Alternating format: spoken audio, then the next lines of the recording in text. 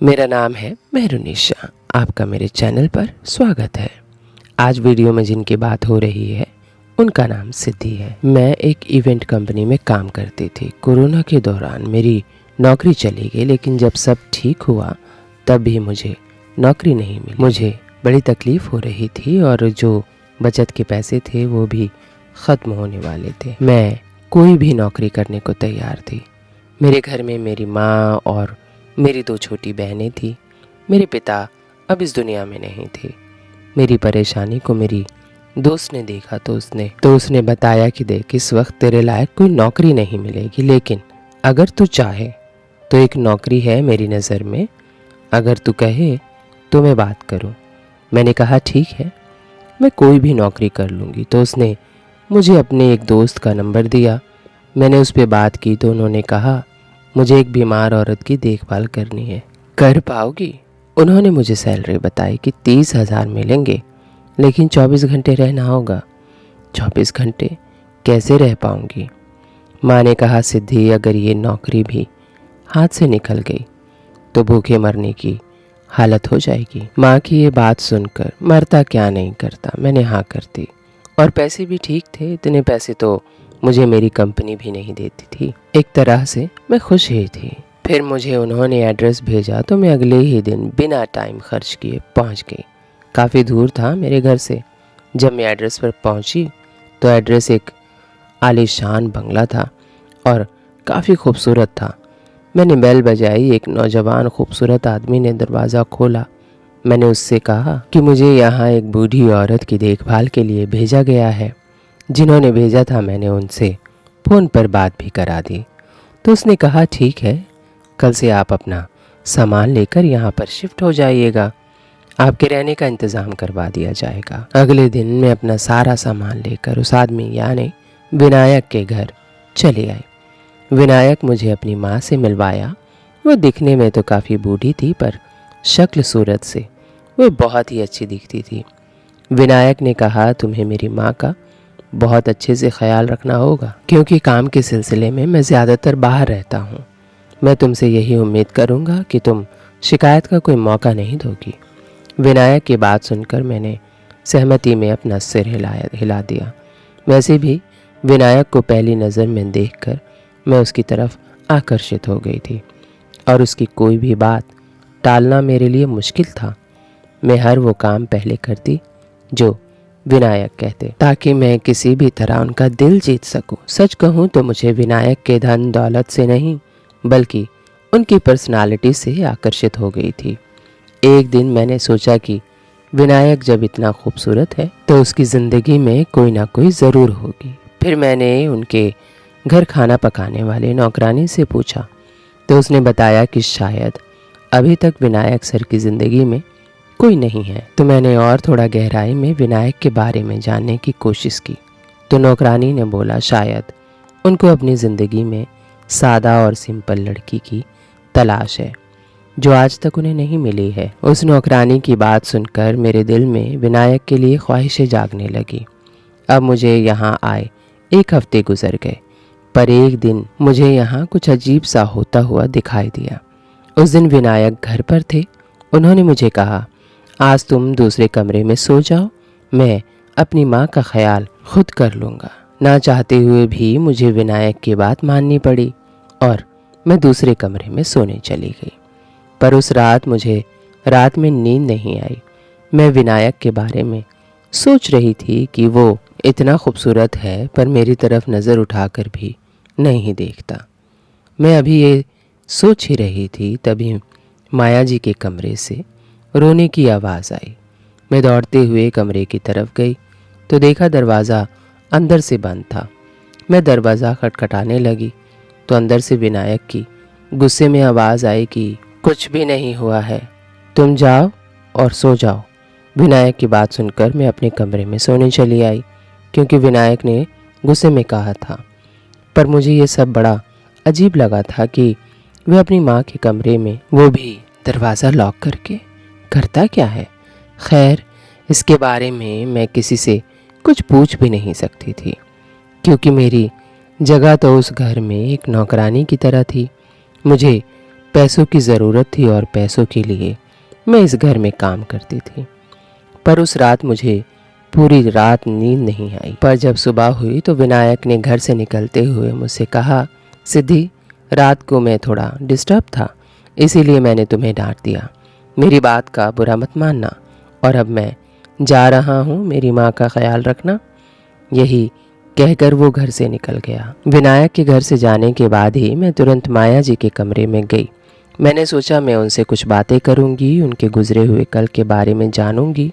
पर मैंने महसूस किया कि माया जी ज़्यादा बोल नहीं पाती हैं। वो थोड़ा बहुत बोलती हैं, वो भी लड़बड़ाते हुए शब्दों में। उन्हें देखकर ऐसा लग रहा था कि वो मुझे अपनी पिछली ज़िंदगी के बारे में कुछ बताना भी नहीं चाहती। शायद उन्हें अपनी ज़िंदगी से कोई गहरी चोट लगी है और उस चोट को कुरेद कर मैं भी उन्हें तकलीफ़ नहीं देना चाहती थी। इसलिए मैंने भी उनसे कुछ ज़्यादा पूछना उचित नहीं समझा और अपने काम में बिजी हो गई। विनायक 1 से 2 दिनों के लिए घर पर आता और चला जाता। मुझे यहाँ आए हुए 4 से 5 महीने गुजर गए। एक दिन अचानक माया जी की तबीयत बहुत ज़्यादा ख़राब हो गई। वह पेट दर्द से परेशान थी और चिल्ला चिल्ला कर रो रही थी। उनकी बिगड़ती हुई हालत को देखकर मैंने कई बार विनायक को फ़ोन लगाया, पर उसका फ़ोन नहीं लगा। विनायक ने एक डॉक्टर का नंबर दिया था। मैंने खुद ही उस डॉक्टर को फ़ोन लगाकर घर बुला लिया। डॉक्टर आई और माया जी का चेकअप करने लगी। कुछ टेस्ट करने के बाद डॉक्टर ने जो बताया उसे सुनकर तो मेरे पैरों तले ज़मीन खिसक गई। डॉक्टर ने बताया कि माया जी प्रेग्नेंट हैं। माया जी की प्रेगनेंसी की खबर सुनकर तो मैं हैरान थी। फिर मैंने डॉक्टर से पूछा कि आप विनायक जी की फैमिली डॉक्टर हैं? डॉक्टर ने कहा जी हाँ। तो मैंने कहा डॉक्टर, तब तो आप बता सकती हैं कि माया जी इस उम्र में प्रेग्नेंट कैसे हो गई, वो भी बिना पति के? डॉक्टर ने कहा अब ये सब मुझे नहीं पता, विनायक आएंगे तो मैं दोबारा आऊँगी, अभी मैं जा रही हूँ। यही कहकर डॉक्टर चली गई। डॉक्टर के मुंह से ये सब सुनने के बाद मेरे तो होश उड़ गए थे। मुझे कुछ समझ नहीं आ रहा था कि इस घर में हो क्या रहा है। डॉक्टर के जाने के बाद मैं जल्दी से माया जी के पास गई। माया जी को भी पता चल गया था कि वो पेट से हैं। वो सिसक सिसक कर रो रही थी। मैंने उन्हें चुप कराते हुए कहा, आप रो क्यों रही हैं और आपके पेट में ये बच्चा किसका है? मेरे इस सवाल पर उनकी सिसकियां और बढ़ गईं। फिर भी उन्होंने किसी तरह अपने आप को संभाला और लड़बड़ाते शब्दों में मुझे एक पेन और कॉपी मांगने का इशारा किया। मैंने जल्दी से उन्हें एक पेन और कॉपी ला कर दिया। उस कॉपी में उन्होंने मेरे लिए एक लेटर लिखा। लेटर लिखने के बाद उन्होंने लेटर मेरे हाथ में पकड़ा दिया और लड़बड़ाते शब्दों में कहा, इसे मेरे सामने पढ़ो। माया जी का लिखा हुआ लेटर मैं पढ़ने लगी। उस लेटर में लिखा था, सिद्धि, ये बच्चा किसी और का नहीं बल्कि विनायक का है। ये पढ़कर तो मैं सन्न रह गई कि विनायक का, पर वो तो उनका बेटा है। फिर जल्दी से मैं आगे के शब्द पढ़ने लगी। आगे लिखा था कि विनायक मेरा कोई बेटा नहीं है, वह मेरा पति है। ये पढ़ने के बाद मैंने माया जी की तरफ देखा तो उन्होंने सहमति में अपना सर हिलाया और इशारों में कहा, आगे पढ़ो। मैं आगे पढ़ने लगी। माया जी ने उसमें लिखा था कि उनकी एक बहुत बड़ी कंपनी है और अब वो कंपनी को विनायक चलाता है और ये सब विनायक ने उनके साथ धोखे से किया। विनायक पहले उनका ड्राइवर था।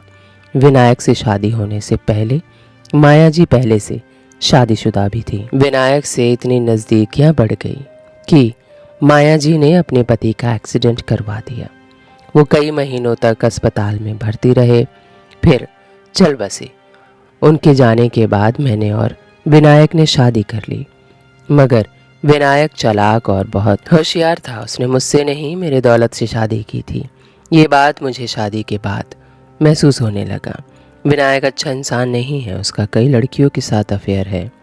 माया जी ने विनायक से जब इस बात का विरोध किया और धमकी दी कि अगर तुम ये सब नहीं छोड़ोगे तो मैं तुमसे तलाक ले लूँगी। विनायक बहुत चालाक इंसान था। मेरी इस बात से उसने कान पकड़कर मुझसे माफ़ी मांगी और कहा, माया, मुझे माफ़ कर दो, आगे से ये सब नहीं होगा। पर वो मुझे कुछ ऐसी दवाइयाँ खिलाने लगा जिससे धीरे धीरे मेरा पूरा शरीर काम करना बंद कर दिया और एक दिन तो मैं सीढ़ियों से गिर भी गई और मेरा पैर टूट गया। मेरे पैर टूट जाने के बाद तो मैं चल भी नहीं पाती हूँ और ना ही ठीक से बोल पाती हूँ। बस भगवान का शुक्र है कि मेरा दिमाग काम करता है। विनायक को कब से मेरे और उसके बच्चे का इंतज़ार था, इसीलिए उसे मेरा वारिस चाहिए, क्योंकि मेरे पूरे प्रॉपर्टी का वारिसनामा मेरी औलाद को मिलेगी। अगर मैं मर जाती हूँ तो ये सारी प्रॉपर्टी मेरे पिता ने अनाथालय में दान करवा दी है, और अगर मैं नहीं मरती, मेरी कोई औलाद होगी तो सारी प्रॉपर्टी का मालिक मेरी औलाद होगी। औलाद के लिए विनायक ने मुझे अभी तक जिंदा रखा है, वरना मुझे ये कब का मार दिया होता। सिद्धि, अब मैं तुमसे कुछ मांग रही हूँ, भगवान के लिए मना मत करना। सिद्धि, तुम मुझे यहाँ से ले चलो। मैं अब अपनी औलाद और अपनी ज़िंदगी विनायक के साथ नहीं गुजार सकती। इसमें जो एड्रेस है, मुझे वहाँ ले चलो। मैं माया जी की बात पर भरोसा नहीं कर पा रही थी। मैं कश्मकश में पड़ गई। मैंने लेटर उनके हाथ में पकड़ाया और कमरे से बाहर निकल गई। आकर अपने कमरे में बहुत देर तक बैठी और सोचती रही कि क्या करूं। अगर माया जी सच्ची हुई तो? फिर मैंने सोचा अगर वो झूठी हुई तो? लेकिन प्रेगनेंसी तो झूठी नहीं है। मैं विनायक को चाहने लगी थी, पर विनायक इतना बुरा है ये कभी नहीं सोचा था। लेकिन माया जी भी तो अपने कर्मों की सज़ा भुगत रही हैं। कहते हैं जाम से जाम तभी टकराए जाते हैं जब दोनों गिलासों में शराब हो। माया जी ने विनायक के साथ मिलकर अपने पति को रास्ते से हटा दिया। अब विनायक उन्हें रास्ते से हटा रहा है, लेकिन इन सब में उस बच्चे का क्या दोष। फिर मैं जल्दी से माया जी के कमरे में गई। माया जी बहुत रो रही थी। मैंने उनके हाथ से लेटर ले लिया और उन्हें व्हीलचेयर पर बिठाया। तभी उन्होंने मुझे अलमारी की तरफ इशारा किया और लड़बड़ाती आवाज़ में बोली, उसमें एक लॉकर है, जल्दी से उसे खोलो, चाबी कपड़ों के नीचे है।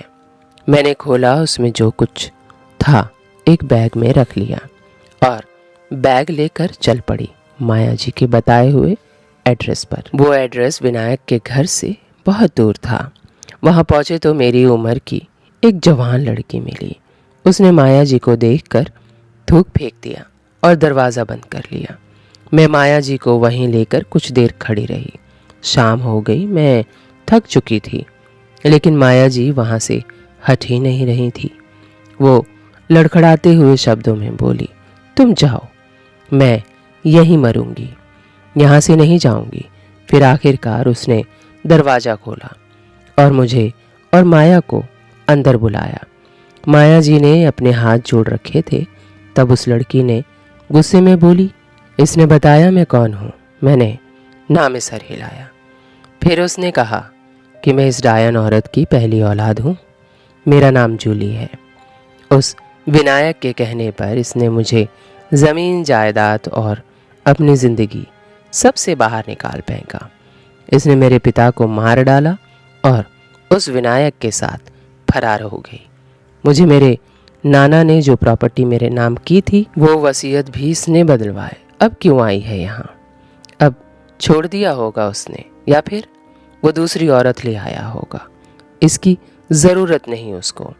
तब मैंने वो लेटर जूली के हाथ में पकड़ा दिया। जूली ने वो लेटर पढ़ा, पर लेटर पढ़कर भी उसकी कड़वाहट माया जी के लिए कम नहीं हुई। लेकिन उसने अपने घर में माया जी को रखने के लिए राज़ी हो गई और मुझसे कहा कि मैं इसकी देखभाल नहीं करूँगी। हाँ, ये तब तक छुप सकती है जब तक इस बच्चे को जन्म ना दे दे।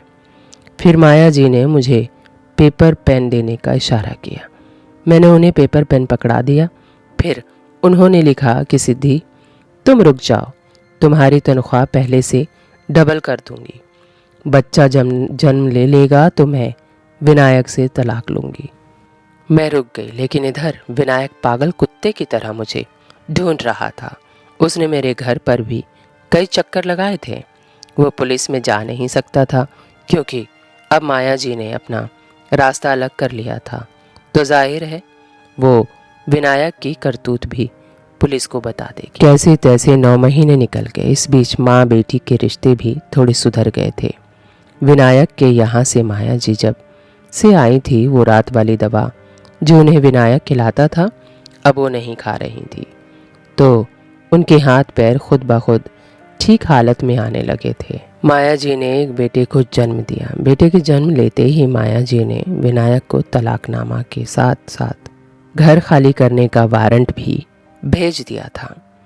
अब विनायक कुछ नहीं कर सकता था घर खाली करने के अलावा, क्योंकि सारी प्रॉपर्टी के पेपर्स, ज्वेलरी और कैश तो अभी भी माया जी के बैंक अकाउंट के लॉकर में रखे हुए थे, और कुछ ज़रूरी पेपर जो घर पर थे वो माया जी ने मुझसे कहकर पहले ही निकलवा लिए थे। अब विनायक फिर से सड़क पर आ गया। मेरा जो उसके प्रति आकर्षण था वो गिरकर आईने की तरह टूट गया। मैं अभी माया जी के साथ ही काम करती हूँ। अब मैं उनके घर की नौकरानी नहीं हूँ, उनकी कंपनी के सारे इवेंट मैनेज करती हूँ। माया जी की बेटी और माया जी दोनों एक साथ रहते हैं और एक दूसरे से प्यार भी करते हैं। और अब मुझे किसी भी खूबसूरत मर्द को देखकर आकर्षण नहीं होता। अब मैं अपनी बहनों की शादी करके अपनी शादी करूँगी, बस यही सोचा है। उम्मीद है मेरी ये कहानी आपको अच्छी लगी होगी। चलते चलते 2 लाइन सुना देती हूँ कि योग्यताएं कर्म से पैदा होती हैं, जन्म से हर इंसान शून्य होता है। वीडियो अच्छी लगी होगी तो चैनल को सब्सक्राइब कीजिएगा, लाइक कीजिएगा और हाँ, बेल आइकन को दबाना ना भूलिएगा। Thank you for watching.